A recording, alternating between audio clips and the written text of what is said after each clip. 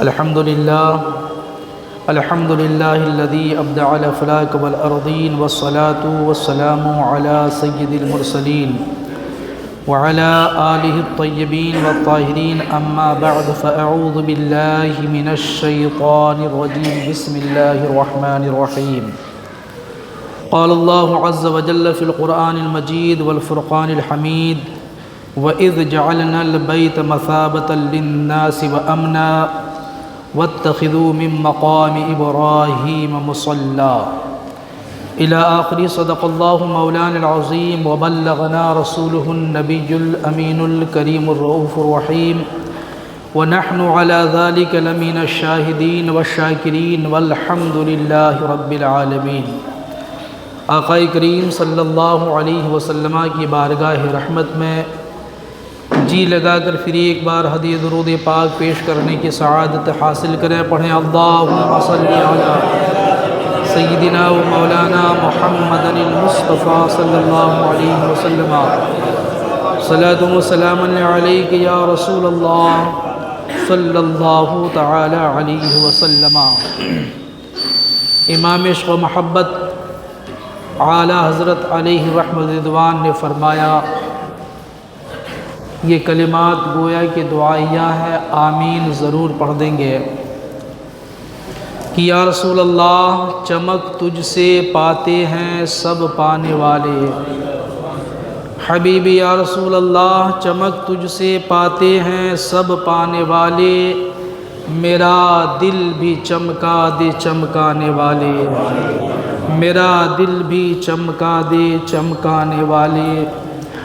برستا نہیں دیکھ کر ابر رحمت، برستا نہیں دیکھ کر ابر رحمت، بدوں پہ بھی برسا دے برسانے والے، بدوں پہ بھی برسا دے برسانے والے۔ اللہ پاک کا فرمان وَإِذْ جَعَلْنَا الْبَيْتَ مَثَابَةً لِلنَّاسِ وَأَمْنًا، اور یاد کرو جب ہم نے اس گھر کو یعنی خانہ کعبہ کو لوگوں کے لیے مرجع اور مرکز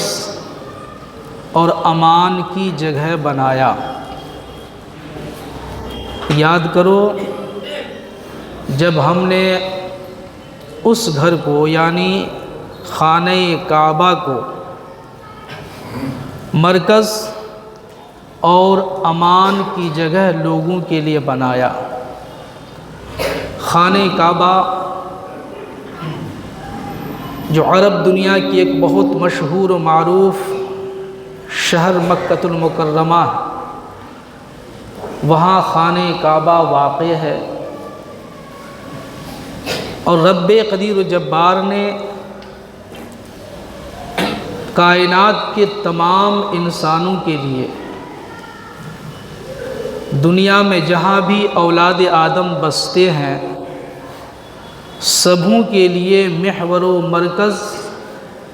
خانہ کعبہ کو بنایا اور امان کی جگہ بھی بنایا، امن و امان، فساد اور بگاڑ سے بالکل پاک و صاف اس جگہ کو بنایا۔ پروردگار عالم نے جب اس خانہ کعبہ کو لوگوں کے لیے مرجع اور مرکز و محور بنایا تو الحمدللہ تب سے اب تک پوری دنیا سے اہل اسلام کلمہ گو کشاں کشاں کھینچے آ رہے ہیں۔ اس دنیا میں ایک سے ایک خوبصورت شہر ہے، لیکن کوئی ضروری نہیں ہے کہ اس شہر میں ہر ملک کے اور ہر شہر کے لوگ پہنچتے ہوں، ایسا نہیں ہے۔ واحد ایک شہر مکہ ہے، واحد ایک بستی بکہ ہے، واحد ایک جگہ خانہ کعبہ ہے جہاں پوری دنیا سے لوگ کشاں کشاں تشریف لاتے ہیں، چونکہ رب نے فرما دیا کہ ہم نے اسے انسانوں کے لیے مرکز اور مرجع بنایا اور اسے امان کی جگہ بھی بنایا۔ یہی خانہ کعبہ ہے اس کے بارے میں رب قدیر و جبار فرماتا ان اول بیت وضع للناس للذی ببکۃ مبارک وہدی للعالمین، بے شک سب سے پہلا گھر جو لوگوں کے لیے مقرر کیا ہے، سب سے پہلا گھر جو لوگوں کے لیے مقرر کیا ہے وہ مکہ میں ہے۔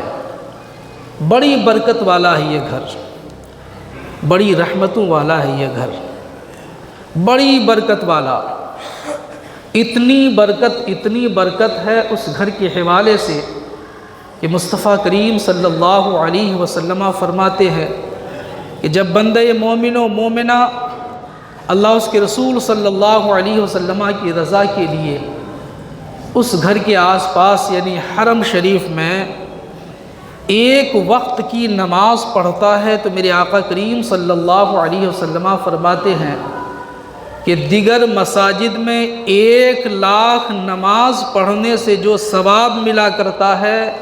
خانہ کعبہ کے ارد گرد ایک نماز پڑھنے میں اتنا ثواب ملا کرتا ہے۔ بڑی برکتیں رکھا ہے اللہ تبارک و تعالیٰ نے اس گھر کے حوالے سے، اور رب نے فرما دیا مبارک، وہ برکت والا ہے، وہدی للعالمین، اور سارے جہان کے لیے رہنما ہے۔ اللہ پاک آگے ارشاد فرماتا ہے وَاتَّخِذُوا مِن مَّقَامِ إِبْرَاهِيمَ مُصَلًّى، اور ابراہیم کے کھڑے ہونے کی جگہ کو نماز کا مقام بناؤ۔ حضرت ابراہیم علیہ السلام کے کھڑے ہونے کی جگہ جسے آج مقام ابراہیم کے نام سے جانتے ہیں، جو خانہ کعبہ سے جانب مشرق پورب کی طرف کچھ ہی دور میں بہت ہی قریب آج وہ نہایت ہی ادب و احترام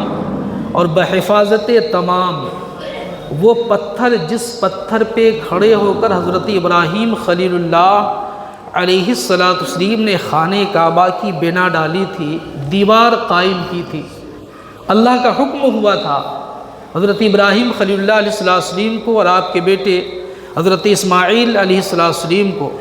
کہ خانہ کعبہ کی دیوار قائم کی جائے۔ رب کا جب حکم ہوا تو حکم خدا پا کر حضرت ابراہیم علیہ السلام نے خانہ کعبہ کی دیوار قائم کرنی شروع کی، جو نقشہ پرانا تھا۔ حضرت ابراہیم خلیل اللہ علیہ السلام دیوار جوڑتے اور حضرت اسماعیل علیہ السلام دور و دراز سے پتھر لا کر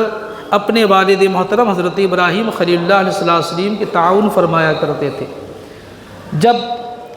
دیوار وہاں تک پہنچ گئی کہ تقاضۂ بشریت کی بنیاد پر اب ہاتھ کا وہاں تک پہنچنا ممکن نہیں تھا، تو پھر رب قدیر و جبار نے، اللہ تبارک و تعالیٰ نے یہ سہولت عطا فرمائی کہ ابراہیم اس پتھر پر تم کھڑے ہو جاؤ۔ بس کھڑا ہونا تھا اس پتھر پر کہ رب تبارک و تعالیٰ کے حکم سے حضرت ابراہیم علیہ السلام کو وہ پتھر اوپر لے کے اٹھ گیا۔ نیچے کوئی کھمبا نہیں، کوئی سہارا نہیں ہے، لیکن قادر مطلق کا حکم ہے، اللہ جسے چاہے، جس سے چاہے، جب چاہے، جو کام لینا چاہے وہ قادر مطلق ہے، اس سے وہ کام لے گا۔ حضرت ابراہیم علیہ السلام جس پتھر پر کھڑے ہو کر خانہ کعبہ کی دیوار قائم کی تھی، اور جوں دیوار اونچی ہوتی جاتی، اللہ کے حکم سے وہ پتھر حضرت ابراہیم علیہ السلام کو اوپر لے جایا کرتا، اور چاروں طرف گردش ہوا کرتی تھی۔ آج بانس باندھتے ہیں نا جی، جب چاروں طرف کی دیواریں قائم کی گئی، اسی پتھر پر کھڑے ہو کر حضرت ابراہیم علیہ السلام نے دیوار کعبہ قائم فرمائی تھی، اسی پتھر کو مقام ابراہیم کہتے ہیں۔ اور اب اندازہ کیجئے کہ وہ پتھر ہے، وہ ایک حقیر مخلوق ہے، وہ پتھر ہے تو بے جان مخلوق ہے، بے جان، اس میں جان نہیں ہے، لیکن رب تبارک و تعالیٰ نے اس پتھر کو اتنی عظمتیں کیسے بخشی؟ کچھ تو وجہ ہے، یا عالمی اسباب ہے، بغیر سبب کے کچھ نہیں ہوا کرتا۔ آخر اتنی عظمتیں اس پتھر کو کیسے ملی، اتنی رفعتیں کیسے ملی کہ آج پوری دنیا سے لوگ لاکھوں لاکھ روپے خرچ کر کے آتے ہیں اور الحمدللہ متمنی ہیں، آرزو رکھتے، تمنا کرتے ہیں کہ ہمیں مقام ابراہیم چھونے کا، جو گھیر دیا گیا ہے اسے کم سے کم چھونے کا اور جھانک کر دیکھنے کا موقع مل جائے۔ ایک بے جان مخلوق کو اتنی عظمتیں کیوں ملی؟ چونکہ اس بے جان مخلوق کو اللہ کے پیارے، اللہ کے خلیل حضرت ابراہیم علیہ السلام کی قدم مبارک سے نسبت حاصل ہو گئی۔ اللہ اکبر! اللہ کے ایک نیک بندے کے قدم مبارک سے ایک پتھر کو نسبت مل جائے، نسبت حاصل ہو جائے، تو پھر اس پتھر کا مقام اتنا بلند و بالا، اتنا بلند و بالا کہ اللہ پاک اپنے محبوب صلی اللہ علیہ وسلم کے توسط سے اپنے محبوب کی امت سے کہہ رہا ہے کہ وَاتَّخِذُوا مِن مَّقَامِ إِبْرَاهِيمَ مُصَلًّى، کہ مقام ابراہیم کے پاس نماز پڑھو، بڑی برکت والی نماز ہے، وہ بڑی رحمت والی نماز ہے۔ ایک موقع پہ حضرت عمر بن خطاب رضی اللہ تعالیٰ عنہ آقا کریم صلی اللہ علیہ وسلم کی بارگاہ میں حاضر ہیں۔ بڑی عظمتوں سے نوازا اللہ پاک نے اصحاب نبی کو، اولاد نبی کو۔ ہم اہل سنت والجماعت ہیں الحمدللہ، ہم تفریق نہیں کرتے، وہ ہمارے سب کے سب اولاد نبی ہوں یا اصحاب نبی ہوں، وہ سب کے سب ہمارے مقتدا ہیں، وہ سب کے سب ہمارے سرتاج ہیں، وہ ہمارے سردار ہیں، ہمارے رہبر و رہنما ہیں۔ حضرت عمر فاروق رضی اللہ تعالیٰ عنہ کی ذات بڑی انوکھی ذات تھی۔ ایک مرتبہ آقا کریم صلی اللہ علیہ وسلم کی بارگاہ میں بیٹھے فرمایا لو صلینا خلف المقام، کہ بڑا اچھا ہوتا ہے اللہ کے رسول اگر مقام ابراہیم کے پیچھے ہم لوگ نماز پڑھتے نا تو بڑا اچھا ہوتا۔ بخاری شریف کی حدیث کتاب التفسیر میں الحمدللہ حضرت انس رضی اللہ تعالیٰ عنہ سے یہ حدیث مروی ہے، میرے آقا کریم صلی اللہ علیہ وسلم کی بارگاہ میں عمر فاروق رضی اللہ تعالیٰ عنہ یہ خواہش ظاہر کی لو صلینا خلف المقام، کہ اللہ کے رسول اگر مقام ابراہیم کے پیچھے ہم نماز پڑھتے نا تو بہت اچھا ہوتا۔ ادھر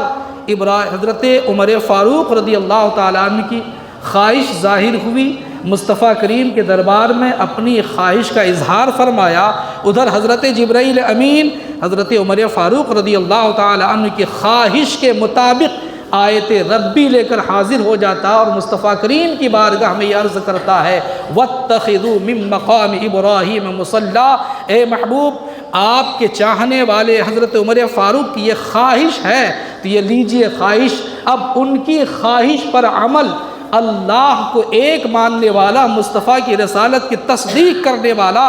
صبح قیامت تک جو بھی وہاں حاضر ہوگا الحمدللہ اس کی طرف رخ کر کے 2 رکعت نماز ضرور پڑھے گا۔ یہ حضرت عمر فاروق رضی اللہ تعالیٰ عنہ کو اتنی بلندیاں اللہ نے بخشا کہ سوچا ادھر خواہش ہوئی، خواہش کا اظہار مصطفیٰ کریم صلی اللہ علیہ وسلم کی بارگاہ میں کیا، اور پھر اس خواہش کی تکمیل اللہ پاک وحی کی حوالے فرما رہا ہے۔ اتنی عظمتیں اللہ نے اس پتھر کو بخشی ہیں، اس سے اندازہ ہوتا ہے کہ جب نسبت رکھنے والے پتھر کو اتنا مقام اللہ نے بخشا ہے تو پھر جس خلیل کی نسبت سے پتھر کو یہ عظمت ملی ہے تو پھر اس خلیل کی عظمت و بلندی کا کون اندازہ کر سکتا ہے؟ کون ان کی عظمت و بلندی کا اندازہ کر سکتا ہے؟ اور اس سے یہ بھی ثابت ہوتا کہ جب وہ مقام ابراہیم آج تک محفوظ ہے، محفوظ رکھنے والا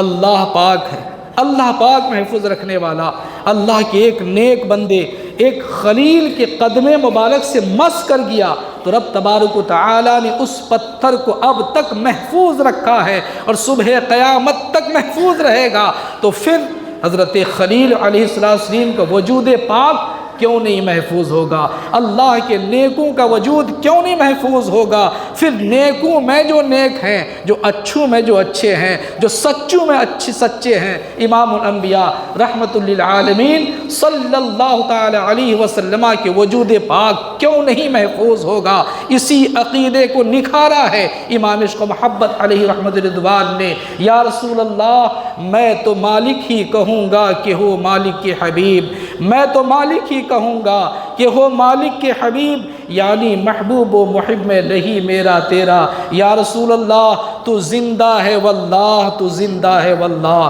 جب ایک پتھر نسبت پا کر زندہ رہ سکتا ہے تو پھر نسبت والے کا مقام کتنا بلند و بالا۔ امام عشق محبت فرماتے ہیں تو زندہ ہے واللہ، تو زندہ ہے واللہ، میرے چشم عالم سے چھپ جانے والے۔ یہ اہل سنت والجماعت کا عقیدہ، یہ فالس نہیں ہے، من گھڑت نہیں ہے، خود ساختہ نہیں ہے، قادر مطلق اور رسول پاک صلی اللہ علیہ وسلم کے بتائے مطابق ہے، یہ بتائے مطابق ہے۔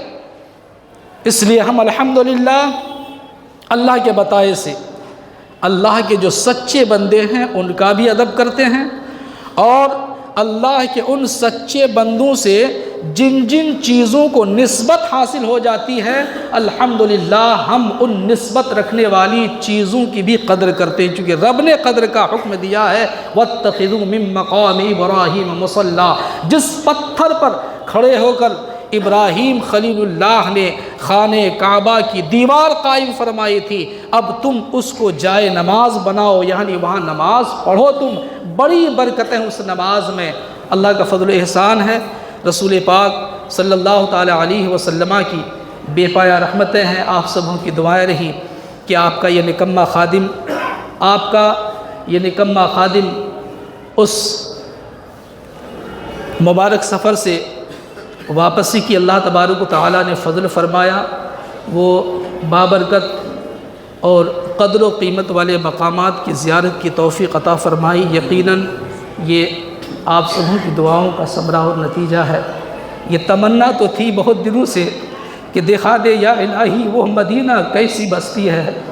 یہ تمنا تھی، اور ہر مومن کو تمنا کرنا چاہیے اور سختی سے تمنا کرنا چاہیے۔ میں تو کہتا ہوں سچ اور حق ہے کہ کوئی اگر دل کماتا دل کھاتا ہے وہ اپنی حالت کو نہ دیکھے، تمنا کرے اور ضرور کرے، اللہ مسبب الاسباب ہے۔ کوئی دولت کی بنیاد پہ نہیں جاتا ہے، توفیق الہی کی بنیاد پہ جایا کرتا ہے۔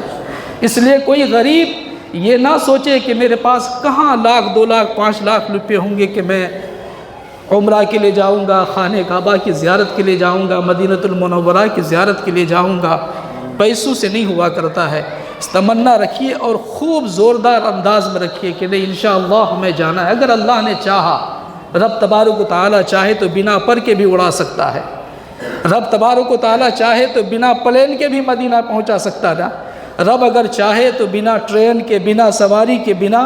اسباب کے بھی وہ پہنچا سکتا ہے۔ وہ اسباب کا محتاج نہیں، اسباب کے محتاج ہم ہیں۔ الحمدللہ تو یہ تمنا تھی، اور رب تبارک و تعالیٰ نے اپنے سچوں اچھوں کے صدقے اس تمنا کو پائے تکمیل تک پہنچایا۔ صبح بھی، شام بھی، تنہائی میں بھی اور اجتماعی طور پہ سلام میں بھی یہ پڑھا کرتا تھا، دکھا دے یا الہی وہ مدینہ کیسی بستی ہے جہاں پر رات دن مولا تیری رحمت برستی ہے۔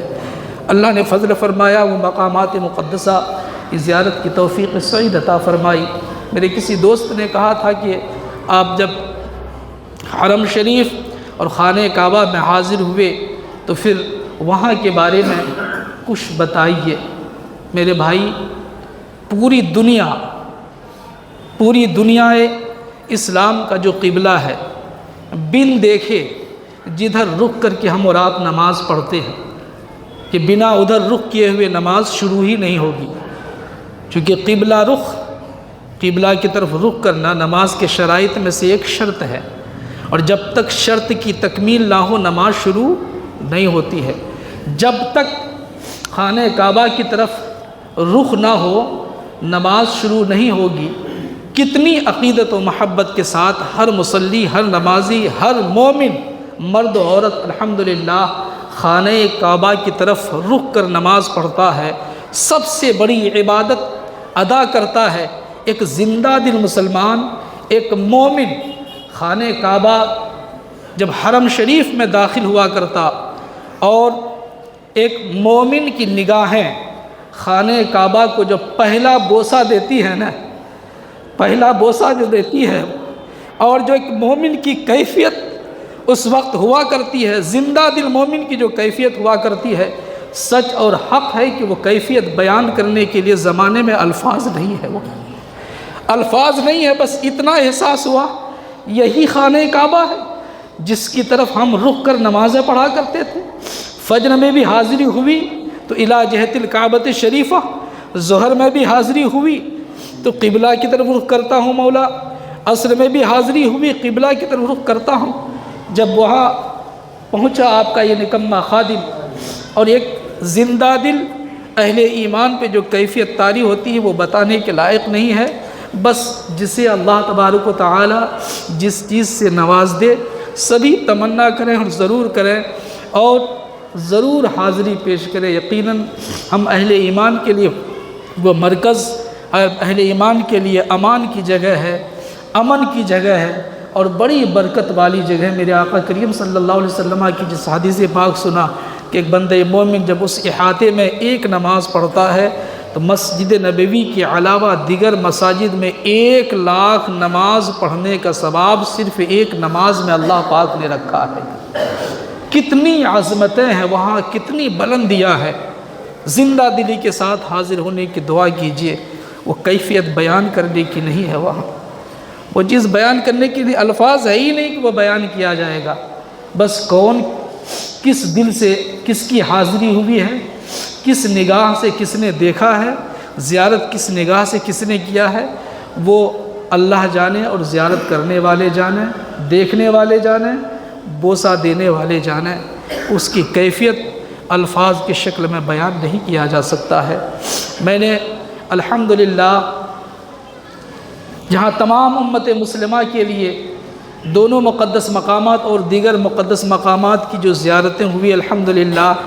ہر جگہ سبوں کے لیے دعائیں کی ہیں، بالخصوص اپنے علاقے کے اہل ایمان کے لیے دعائیں کی ہیں۔ لیکن میں آپ سے گزارش کرتا ہوں کہ آپ اپنے اس خادم کے لیے دعا کریں کہ اللہ پاک اس سفر کے کسی ایک لمحہ کو قبول فرما لے۔ ایسا نہیں کہ یہ بلا شبہ رب تبارک و تعالیٰ کی دی ہوئی توفیق ہے، حاضری ہوئی، لیکن قبولیت کا معاملہ دوسرا ہے۔ ایک لمحہ بھی پروردگار نے اگر قبول فرما لیا، ایک لمحہ، تو رب کی شان کریمی یہ ہے کہ اگر کسی کے سفر کے ایک لمحہ کو قبول فرما لے گا تو اسی مقبول لمحہ کے صدقے اللہ تعالیٰ پورے سفر کو قبول فرما لے گا۔ اور اگر آپ کے اس نکمہ خادم کے سفر کے کسی لمحہ کو قبول فرمایا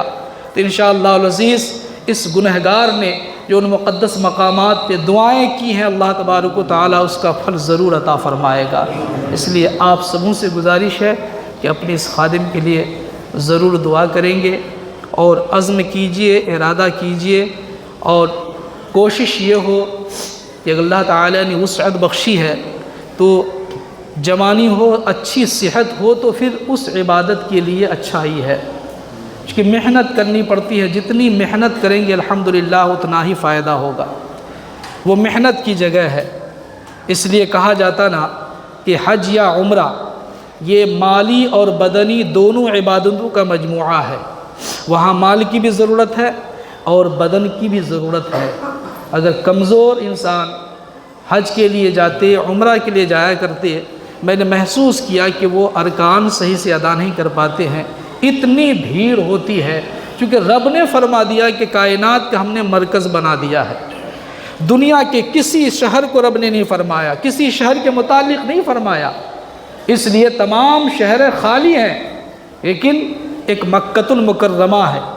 یہ نبی پاک صلی اللہ علیہ وسلم کا وہ شہر مدینہ ہے کہ جہاں ہر دن تقریباً 10 لاکھ لوگوں کا ورود ہوا کرتا ہے۔ یہ خالی دنوں کی بات کر رہا ہوں، ایام حج کا تو معاملہ ہی دوسرا ہے۔ تمنا ضرور کیجئے اور رب سے بھیک مانگیے حاضری کی۔ میں پھر بولوں آپ کو کہ اپنی غربت و افلاس یا مالی کمزوری کو سامنے قطعاً مت رکھیے، اللہ مسبب الاسباب ہے، مال کی بنیاد پر کوئی حاضر ہو یہ ضروری نہیں ہے۔ یہ بڑے بڑے دولت مند، بہت زیادہ سمپتی رکھنے والے سمپتی سے یہ وہ سب کرتے رہے، دنیا سے چلے گئے، انہیں حاضری نصیب نہیں ہوئی۔ بھیک مانگیے پروردگار عالم سے کہ پروردگار عالم اپنے سچوں کے صدقے، اپنے اچھوں کے صدقے ہمیں بھی حرمین شریفین کی مقبول زیارت کی توفیق عطا فرمائے۔ سبھی دعا کریں، میرے لیے آپ دعا کریں میں آپ کے لیے دعا کرتا ہوں اللہ تبارک و تعالی نے جو شرف بخشا ہے اب اسی قبولیت کا درجہ عطا فرما دے اللہ، تاکہ یہاں سے لے کر وہاں تک صبح قیامت تک میدان محشر تک ہمارا یہ سفر ہمارے لیے معاون اور مددگار ثابت ہو۔ اور یقین جانیے کہ اگر رب قدیر و جبار نے میرے اس سفر کے آپ کی دعاؤں کے حوالے سے میرے اس سفر کے کسی ایک لمحہ کو قبول فرما لیا تو یقیناً آپ کو بھی بہت فائدہ ہوگا اسلامک نقطہ نظر سے۔ الحمدللہ سبھی ایک دوسرے سے دعا کریں ایک دوسرے کے لیے۔ اللہ پاک اپنے محبوب رحمت للعالمین صلی اللہ تعالی علیہ وسلم کی رأفت و رحمت کے صدقے ہم سبوں کو علمی محفل میں شامل ہونے کی توفیق سعید عطا فرمائے۔